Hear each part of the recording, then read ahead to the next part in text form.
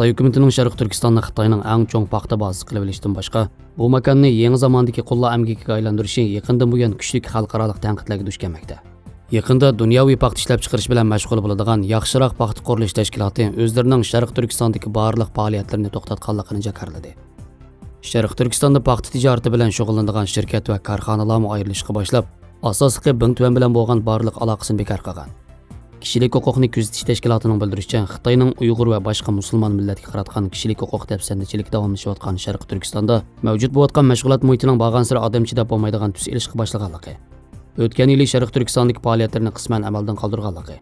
Amdilikda paxta ishlab chiqarishning passiv ta'sirini azaytish va ma'lum shartlarga asosan paxta guvohnomasi tarqatish uchun qurilgan xalqaro yaxshi paxta tashabbus tashkiloti oldin qapda Sharq Turkistondagi barliq faoliyatlarini to'xtatadiganligini e'lon qilib, Uyg'urlar majburiy emgakka o'xshash ig'ir kishilik huquq dafsandichiligiga uchrayotgan, shundaqla Sharq Turkistonda kunsiri qabul qilinmaydigan xizmat muhitiga aylanganligini.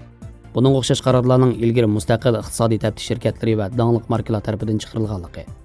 Oldinqo'yda kiyim-kechak shirkati, xalqaro iqtisodiy taftish va guvohnoma qatorliq sohalarda faoliyat qiladigan 5 shirkat va korxonaning majburiy emgakka silinganligi sababidan Sharq Turkistondan paxta ta'minlamaslik qarori chiqarganligi ta'kidlangan. Bayonotga asoslanganda yaxshi paxta tashabbusi tashkiloti Xitoyning atalmish Xinjiang ishlab chiqarish va qurilish punktlari bilan munosabatini o'zgarligi, shirkatlar kishilik huquqqa daxli taruz qilgan ta'minlash zanjirini kontrol qilishga va Birlashgan Davlatlar Tashkiloti savdo va kishilik huquq ko'rsatmasi bo'yicha oldini olish yoki hal qilishga chaqirilganligi.